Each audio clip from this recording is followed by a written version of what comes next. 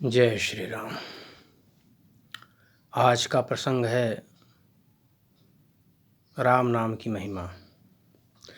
और इस प्रसंग को स्पष्ट करने के लिए आपको एक छोटी सी कथा सुनाता हूँ। चित्रकूट में एक बार सत्संग चल रहा था, राम कथा चल रही थी। एक कथा व्यास जी जब कथा समाप्त कर दिए तो देखा कि सारे श्रोता तो चले गए, क्योंकि कथा जो हो रही थी उनके आश्रम में ही हो रही थी। कथा व्यास भी वही थे, संत। सब लोग चले गए, 3 साधु बैठे रह गए। तो कथा व्यास जी ने स्वाभाविक चर्चा के रूप में उनमें से पूछा कि आप लोगों की साधना ठीक चल रही है? उन्होंने कहा कि जी महाराज जी, बढ़िया चल रही है। तो एक साधु से पूछा, आप प्रतिदिन कितना जप कर लेते हैं? उन्होंने कहा, प्रतिदिन मैं महाराज 1,00,000 राम नाम जप कर लेता हूँ। 1,00,000 प्रतिदिन कर लेते हैं? बोले हाँ। अब कथा व्यास जी बड़े धर्म संकट में पड़ गए, सोचने लगे, मन ही मन ध्यान करके सोचने लगे कि एक व्यक्ति 1 मिनट में 18 बार श्वासोच्छ्वास करता है, सांस लेता और छोड़ता है 1 मिनट में लगभग 18 बार, सामान्य व्यक्ति। और 1 घंटे में कितने सांस होंगी? उन्होंने कहा, जब 1 मिनट में 18 बार है तो 60 मिनट का 1 घंटा, उससे गुणा करेंगे 18 का तो 1080 बार हो जाएगा। अच्छा, फिर विचार करने लगे कि कोई भी व्यक्ति 24 घंटे में 16 घंटे से ज़्यादा, कितना बड़ा साधक हो, 16 घंटे से ज़्यादा लगातार जप नहीं कर सकता। 8 घंटे उसको विश्राम के लिए, अन्य कार्यों के लिए चाहिए। तो यदि कोई 16 घंटे भी लगातार जप करता है तो कितना जप कर लेगा? वो मन ही मन सोचने लगे। तो श्वासों से गिनती करते हैं कि एक व्यक्ति एक श्वास लेने और छोड़ने में 4 बार राम राम कहेगा। 4 बार राम राम राम राम, इसमें श्वास का जाना और आना स्वाभाविक रूप से हो जाता है। तो जब एक व्यक्ति एक श्वास में 4 बार राम नाम लेगा और 1 घंटे में 1080 बार श्वास चल रही है, 16 घंटे कोई व्यक्ति लगातार नाम जप कर सकता है, इससे ज़्यादा नहीं कर सकता। तो 16 घंटे में श्वासें कितनी हुई? 17,280 श्वास हो गई। अब उसको 4 से गुणा करेंगे, एक श्वास में 4 बार राम नाम लेते हैं तो 17,280 श्वास में 4 का गुणा करेंगे तो होगा 69,120। अब इस विचार करने लगे कि ये बाबा जी कह रहे हैं 1,00,000 बार नाम लेता हूँ, 69,120 बार हो रहा है गिनती में, मान लीजिए 10-5 और हो जाएगा, 80,000 हो जाएगा। इससे अधिक तो 1,00,000 कैसे जप लेते हैं? संत हैं, झूठ तो बोलेंगे नहीं। विचार करने लगे, सोचने लगे। फिर चलो दूसरे संत से पूछे कि बाबा जी आप कितना जप करते हैं? उन्होंने कहा, मैं तो 10 लाख जप प्रतिदिन करता हूँ। अब तो ये और हैरान हो गए।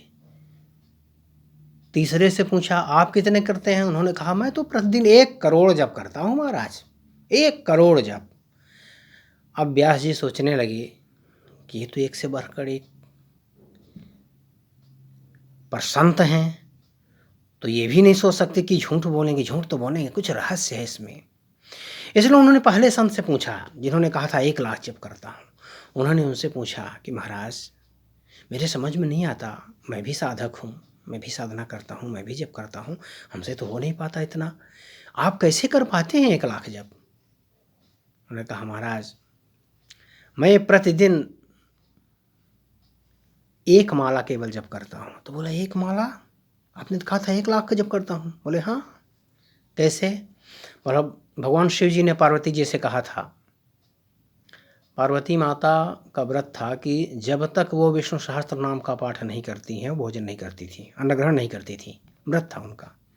भगवान शिव जी एक बार उनको बुलाते हैं कि देवी भोजन के लिए आओ। देवी जी कहते हैं, आज तो मैंने अभी तक विष्णु सहस्त्र नाम पाठ किया ही नहीं, तो भोजन कैसे करूं? ठीक है, मैं पाठ करके आती हूँ। भगवान शिव जी ने उनसे कहा मैं बताता हूँ ना तरीका, बहुत जल्दी पाठ हो जाएगा। बोले कैसे? उन्होंने कहा राम रामेति रामेति रमे रामे मनोरमे सहस्त्र नाम तत्तुल्यम राम नाम वारानने। अरे राम राम कहो ना, एक बार राम का नाम ले लो, 1000 नामों के बराबर हो जाता है। अब भगवान शिव कह रहे हैं तो शक की कोई गुंजाइश नहीं। माता पार्वती जी ने पूरी श्रद्धा के साथ श्री राम का नाम लिया, भोजन करने लगी। तो माता पार्वती जी को भगवान शिव जी ने उपदेश दिया कि 1000 नामों के बराबर एक राम नाम होता है। और महाराज जी, मैं तो केवल एक माला जप करता हूँ। एक माला में 108 मनके होते हैं, पर गिनती तो 100 ही होती है। इसलिए एक माला जप में मेरा 1 लाख जप पूरा हो जाता है। और अब व्यास जी तो बड़े प्रसन्न हैरान हुए, रे वाह क्या तर्क दिया। दूसरे साधु से पूछा फिर आप 10 लाख कैसे करते हैं? उन्होंने कहा प्रभु ने मेरी रक्षा कर ली।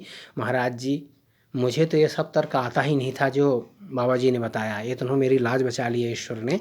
मैं तो अहंकारवश बोल गया था कि ये 1 लाख कहे हैं, और मुझे भी यही मेरे मन में कौतूहल था कि 1 लाख तो जब कर नहीं पाएंगे, इसलिए मैंने भी अहंकारवश कह दिया था कि 10 लाख, पर लाज बचा ली। महाराज जी, मैं सचमुच 10 माला जप करता हूँ, और इनके सूत्र के अनुसार 1 माला बराबर 1 लाख, तो 10 माला में जप करता हूँ तो मेरा 10 लाख जप हो जाता है। व्यास जी बड़े प्रसन्न हुए। फिर सोचे अब तीसरे वाले क्या बताएंगे, चलो उनसे ही पूछते। बोले महाराज जी, आप 1 करोड़ कैसे जप करते हैं? उन्होंने कहा कि महाराज श्री, मैं तो केवल 1 बार राम कहता हूँ, 1 बार राम नाम लेता हूँ अच्छे से, और मेरा 1 करोड़ जप हो जाता है। 1 बार कैसे? एक बार नाम लेने से आपका 1 करोड़ जप कैसे हो जाता है? तो उन्होंने अपना तर्क दिया, ब्रह्म राम ते नाम बड़ वरदायक वरदान, रामचरित शतकोटि मह लिय महेश जिय जान। बाबा तुलसी ने रामचरितमानस बालकांड के 25वें दोहे में ये दोहा लिखा है, 25वां दोहा है ये। तो परब्रह्म परमात्मा श्री राम से उनका नाम बड़ा है, वरदान देने वालों को भी वर देने वाला है उनका नाम। और भगवान शिव जी ने 100 करोड़ रामचरित्रों में से यह राम नाम छांट करके रख लिया अपने पास, अपने हृदय में धारण कर लिया। हुआ यूं कि जब सृष्टि रचना हुई तो उसमें रामायण शतकोटि अपारा, 100 करोड़ रामचरित शतकोटि। अब 100 करोड़ ये मनुष्यों का जीवन इतना छोटा, आयु और बुद्धि उनके वश की बात नहीं थी। तो भगवान शिव जी ने क्या किया, 33 करोड़ तीनों लोकों में बांट दिया, भूर्भुवः स्वः। फिर भी 1 करोड़ बच गया। तो उसमें उन्होंने 33 लाख तीनों जगह बांट दिया, फिर भी 1 लाख बच गया। तो उन्होंने 33 हज़ार बांट दिया, फिर भी 1000 बंट गया। तो 33 100 बांट दिया, फिर भी 100 बढ़ गया, 33 बांट दिया। जब फिर 1 राम बचा, राम नाम, उसको भगवान शिव जी ने अपने हृदय में धारण कर लिया। तुम पुनि राम राम दिन राति जपहु निरंतर। भगवान शिव जी हमेशा राम राम जपते रहते हैं, और राम के नाम की वजह से वो काशी में मुक्त देने वाले, राम के नाम को लेकर अगर उन्होंने विष का प्याला पी लिया, तुम पुनि राम राम दिन राति सादर जपहु अनंगा राति। तो इस तरह से राम राम जपते जपते जहर भी पी गए, मुक्ति भी देते हैं। वही शिव जी उस राम नाम के महत्व को हमें बताते हैं कि ब्रह्म राम ते नाम बड़ वरदायक वरदान, रामचरित शतकोटि महलीन महेश जिर जान। जय श्री राम।